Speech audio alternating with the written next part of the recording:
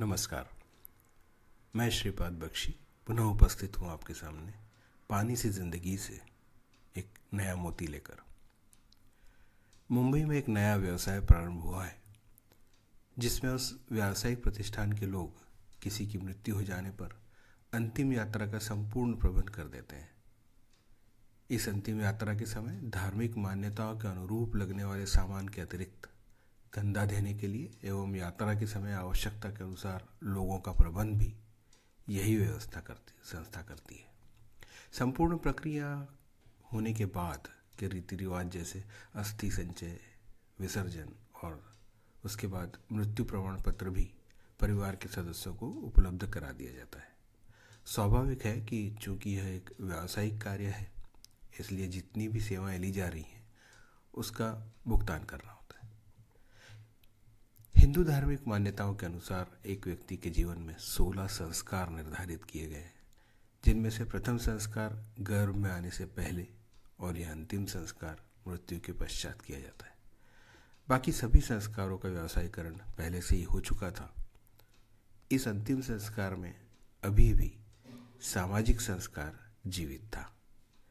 किसी भी परिवार में किसी सदस्य की मृत्यु के पश्चात इस अंतिम संस्कार की सारी जिम्मेदारी आस पड़ोस, मित्र व अन्य रिश्तेदार उठाते थे और छोटे शहरों और गांवों में तो पूरे 10 दिन के शोक काल में इस परिवार को अत्यावश्यक सामग्री का प्रबंध भी अन्य लोग कर दिया करते थे।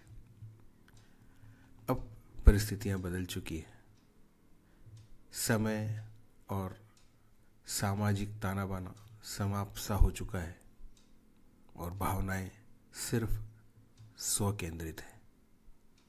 इसलिए इस समय आरंभ किया यह व्यवसाय निश्चित ही कम से कम बड़े शहरों में एक आवश्यकता का रूप ले लेगा और परिणाम स्वरूप फलेगा फूलेगा भी।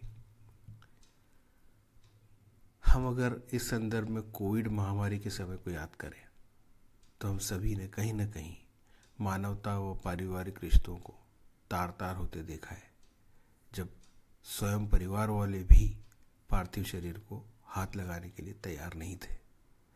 अतः इस व्यवसाय को प्रारंभ करने वाले धन्यवाद और आभार के पात्र हैं, जिनके कारण कई लोगों को पैसा खर्च करके ही सही पर काफ़ी मदद मिल जाती होगी। विदेशों में या दूसरे शहरों में रह रहे बच्चे जिनके माता पिता उनके साथ नहीं रह पा रहे, कई बार ऐसे मौक़ों पर समय रहते नहीं पहुंच पाते। इस प्रकार की परिस्थिति में तो यह व्यवसाय किसी वरदान से कम नहीं है। वृद्धावस्था में सिर्फ पति पत्नी साथ हो और कोई एक साथ छोड़ जाए तो दूसरा साथी भी कुछ कर सकने में असमर्थ रहता है। ऐसी स्थिति में भी इस संस्था के लोग निश्चित ही बहुत बड़ी सहायता कर रहे होते हैं। अन्य देशों और संस्कृतियों में जहाँ रिश्तों में भावनात्मक जुड़ाव कम रहता हो, जनसंख्या कम हो, इस प्रकार की व्यवस्थाएं शायद पहले से ही प्रचलन में हों, परंतु हमारे संदर्भ में इन बातों का इस स्तर तक पहुंचना थोड़ा दुख पहुंचाता है।